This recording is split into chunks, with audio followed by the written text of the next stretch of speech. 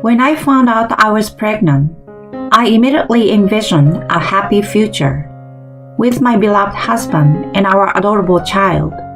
I thought we could build a wonderful family together and live happily. Yet, I never expected that such a reality awaited me.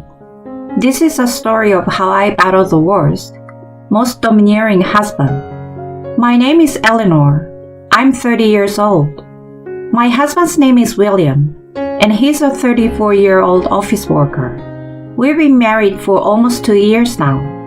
Due to the age difference, my husband tends to be a bit domineering. He's the one who sets all the basic rules in our house. When William and I were getting married, he told me that he wanted me to take care of the house as a homekeeper. I accepted that request. Although I have less disposable income than when I was single, there are some aspects that make me feel a bit uncomfortable. However, I can only feel gratitude towards my husband for providing for me. Originally, I had a tendency to be indecisive, so having a husband who handles everything efficiently was very reliable. That's why I thought it was just right for him to be a bit domineering. Then one day, I, who had nothing but my health, became unusually ill. I had a fever, and my whole body felt heavy. I was in no condition to do any housework. I told my husband, who was lying beside me, "Sorry, William, I'm feeling a bit under the weather." My husband then sluggishly got up. "Is it a cold?" he asked. "I think I will be fine. But my body feels a bit sluggish, since I can't get up. Is it alright if you just get yourself a casual breakfast today?" "I see. For now, it's better to rest all day today. I'll be going to work, so if anything happens, please call your dad or mom." It's not call me, is it? I felt a bit lonely, but my husband's company was in the midst of a busy season. Him suggesting that I contact my parents was probably his way of looking out for me. Both sets of in-laws lived nearby and always cared for us as a couple. I myself wasn't in a condition so severe that I couldn't move. After seeing my husband off, I decided to take it easy and rest for the day. However, my symptoms showed no signs of improvement, even after several days. Normally, a good night's sleep would cure it within a day, but this time, it had been 3 days and still no improvement. Even after a week passed, it was still no better. Even my husband, who is usually very composed, began to worry about my lingering health issues. "Hey, Eleanor, maybe it's a good idea to go to the hospital." "Yeah, you're right. I will go check it out tomorrow." The following day, I decided to get examined at the nearby general hospital. After the tests were done, "You're pregnant." "Huh?" I froze in shock upon hearing the news from the doctor. "Pregnant? Me? Becoming a mother?" I couldn't find the right words to express the incredible mix of joy and anxiety. For the time being, I returned home and decided to wait for my husband to come back. A few hours later, when my husband returned home, I told him about the fact that I was pregnant. "William, it seems like I'm pregnant." "Huh? Pregnant?" It must have come as a surprise because my husband's eyes widened. "But you weren't feeling well, right? Could it be some illness?" "Nope. All the symptoms I had were actually morning sickness." "Morning sickness?" As I explained the symptoms, my husband furrowed his brow. Then, he started saying something insensitive. "So, that means it's not an illness, right? Just that you were being a bit needy." "Needy?" I didn't mean to come across that way. "Well, morning sickness isn't really an illness, is it? Yet, you've been skipping chores and sleeping for a whole week. Isn't there any explanation besides being needy?" It might not be an illness, but it was really tough, The feverish sensation and overall fatigue. You can describe it in different ways. Besides, all pregnant women go through morning sickness. They've all experienced it. So don't make such a big deal out of it. But the responses from my husband were completely unexpected. I had thought that getting pregnant would be met with joy first and foremost. Anyway, starting tomorrow, make sure to take care of household chores just like before. But I've had nausea since last night. I don't care. Don't conveniently use morning sickness as an excuse. No matter what I said, my husband wouldn't listen, and instead, he scolded me. Morning sickness is certainly not an illness. However, I was harboring a new life within me, and the burden on a woman's body is not to be taken lightly. Many men don't understand the hardships of pregnancy, but there were some insensitive words from my husband that I found hard to endure. Starting the next day, I did my best to handle household chores as usual. However, my body felt sluggish, and I experienced nausea even when there was nothing wrong. The most challenging part is when I'm preparing meals.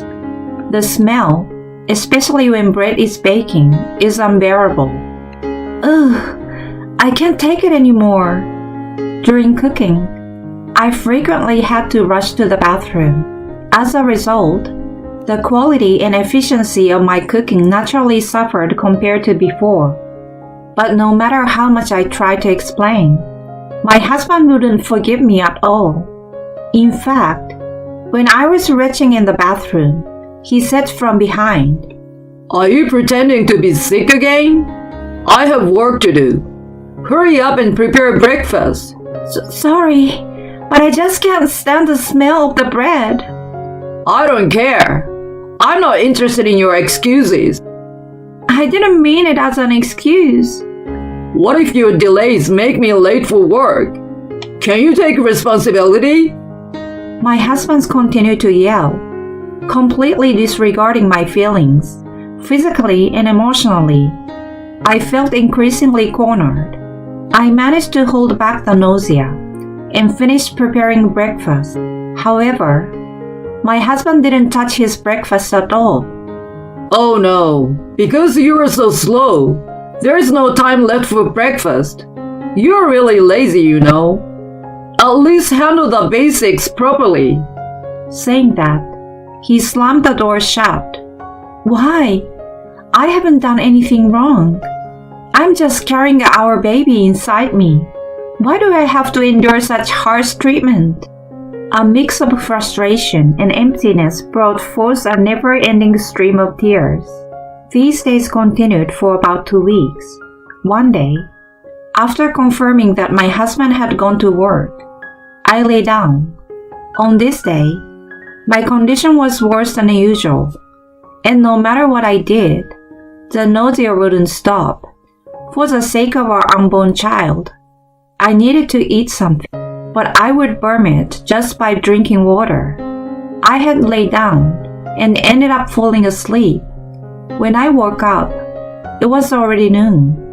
I needed to eat something and take care of household tasks. As I was thinking this, my phone rang. The caller was my husband. With a sense of unease, I answered the call hesitantly. Hello? You took a long time to answer. Don't tell me you were sleeping, right? I'm sorry. I wasn't feeling well in the morning, and I was planning to do the household chores now. To be honest, when I admitted this, my husband sighed and hung up the call. Shortly after, I received a message from him on WhatsApp. I almost shouted at work, so I hung up the phone. Seriously, do you have no respect for me? The message exuded intense anger, and I felt a deep sense of fear from his furious tone.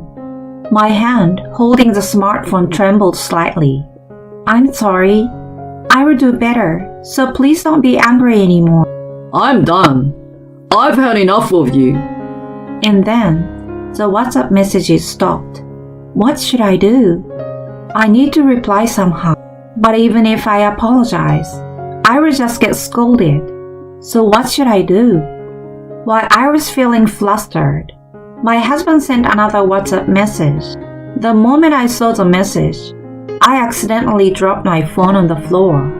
If you can't even manage the household properly, then get rid of the child. About the child? My vision went dark. My emotions were in turmoil. My breathing became irregular, and my heart raced. We had been blessed with our child, and I had thought it would bring us joy, and we could be a happy family. However, my husband not only failed to be happy, but also showed no understanding of my condition. Furthermore, to deny both me and the child in my womb like this, I won't forgive it. I can't stay silent in the face of something like this. I picked up the phone that had fallen to the floor. I understand. I sent in a message to my husband via WhatsApp. Then I packed my belongings and explained the situation to my parents, asked them to come pick me up. After returning home, my husband noticed that I was not there and received multiple missed calls from him. Where are you? Avoiding housework? You were healthy enough to go out and have fun, so it was just a sham illness after all, huh? Hurry up and come home. Otherwise, I will divorce you. In this person only capable of blaming, threatening, and belittling. By this point, my love for my husband had already completely cooled. In the end, he even called my parents home, so I told him, I have no intention of coming back, and blocked his contact information. Eleanor, are you sure about this? At this rate, you might have to give birth alone. Worried about me, my mother came to visit, but I had already made up my mind. It's okay. I will protect this child. My mother had a complex expression on her face, but understood my decision. I will help with what I can. She said this to me. A few days later, my husband went out of his way to visit my parents because I had cut off all communication, and he brought his parents with him. What on earth are you thinking? Instead of idling around at your parents' home, hurry up and come home. As soon as he opened his mouth, my husband shouted at me. Even my in-laws joined in to blame me. That's right. You as a wife should not abandon household chores and push everything onto our son. Are you still a housewife? I never thought you were that kind of person, Eleanor. You're pretending to be someone else in front of us all this time? I don't need a lazy wife in this house. Abandoning household chores? Pushing everything onto others? Don't joke around. I'm not doing that. I retorted with a deep breath, almost spitting out my words. If only you'd listen quietly. Cut it out. When did I ever push anything onto William?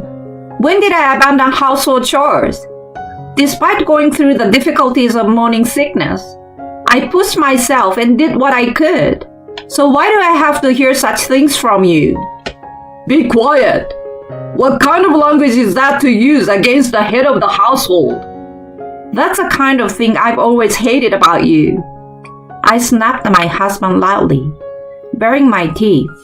Once I started, I couldn't stop. When someone is suffering from morning sickness, you tell them to hurry up and make breakfast? Or don't slack off on household chores? I'm not your servant. Do you know how painful morning sickness can be? Study more about a pregnant woman's body. You're good for nothing. What kind of language is that to use against your husband? In the end, you just don't understand people's feelings. You're not a dependable husband. I was mistaken to think that. So stupid of me. Who do you think you owe your livelihood to? Then I don't need that kind of life anymore. What? My parents-in-law, who had heard the argument, fearfully asked me, Hey, weren't you imposing household chores on our son? And just lazing around without doing anything? That's right. Didn't you make our son do all the housework under the excuse of your pregnancy? It seems my husband had been explaining things in a way that suited him. I told my in-laws the truth. Certainly, my morning sickness was severe, and there were times when I had to lie down. William told me that morning sickness isn't an illness and not to be cuddled. So I've been struggling to do the household chores every day. I did it to the point where I almost collapsed. My in-laws' faces turned pale. Hey, William, what is going on here? When my father-in-law confronted my husband, he visibly trembled. Oh, well... Even at this point, my husband refused to admit his mistakes. Frustrated, I decided to expose his most significant wrongdoing. Mom, Dad, your son told me that if I didn't do the housework, I should get an abortion. What? Is that true, William? My in-laws, shocked to their core, stared at their son with their mouths agape. The phrase "get an abortion" was clearly crossing the line. I believed I was doing what I could. However, William never considered my health. He denied our unborn child. It's impossible to live with someone like that. The anger of everyone present was directed at my husband. Perhaps, sensing the uncomfortable atmosphere, my husband nervously chuckled. Okay, I get it. I was wrong. I will apologize, okay? So can we put an end to this discussion? At that moment, crack. My mother-in-law landed a blow on my husband. Oh, what are you doing? My husband squinted at his mother. Cut it out! Do you realize what a miracle it is to conceive a child? Do you understand? You've not only berated Eleanor, who is suffering from morning sickness, but you've also exploited her. On top of that, you lied to us. How much longer will you keep treating Eleanor as the bad one? My mother-in-law yelled at my husband with tears in her eyes, and both my father-in-law and I couldn't do nothing but gasp in response. Then, my mother-in-law turned to me, lowering her head. Eleanor, I'm truly sorry. I believed that foolish son of mine and ended up hurting you. I know it's not something that can be forgiven, given what you have been through during morning sickness. But I'm truly sorry. My father-in-law also bowed deeply. Eleanor, let me apologize as well. Our idiot son has caused a lot of trouble. We will make sure he takes responsibility. Leave the rest to us. Then, my father-in-law turned to my husband. You are disowned, William. What? Disowned? That's right. A son who'd casually tell his wife to get an abortion isn't part of our family. You're not part of our family. Agree to the divorce. We're a family, aren't we? Divorce and all this is going too far. Eleanor's feelings probably won't return. As a man, you should prepare yourself. My husband was left speechless by his father's words. Although my husband was initially reluctant to sign the divorce agreement, with the cooperation of his parents, he eventually seems to accept it. He appeared completely dejected, like an empty shell. Later on, through a lawyer, I claimed alimony and child support from my husband. I made the decision to give birth to the child on my own. Afterward, my husband sent me several WhatsApp messages. I was in the wrong. Please forgive me. I realize that there is no one else but you, Eleanor, for me. Please come back. However, I discarded his messages without responding. It seems that my husband, who had severed ties with his parents, is living alone in a neglected house. His behavior is affecting the workplace too. And now, his colleagues are talking like this. It seems his wife ran away from him, huh? His shirt is all wrinkled, and he hasn't even shaved. And on top of that, I heard his wife was pregnant. What a shame. He used to act so domineering until recently. It seems my husband is constantly being made fun of at work, and day by day, he is losing his standing. I wonder how long his pride can endure in that environment. Well, it's no longer my concern. From now on, I want to prioritize my unborn child and our life together, even without a father. I want to make sure this child feels happy. I will give the child a lot of love.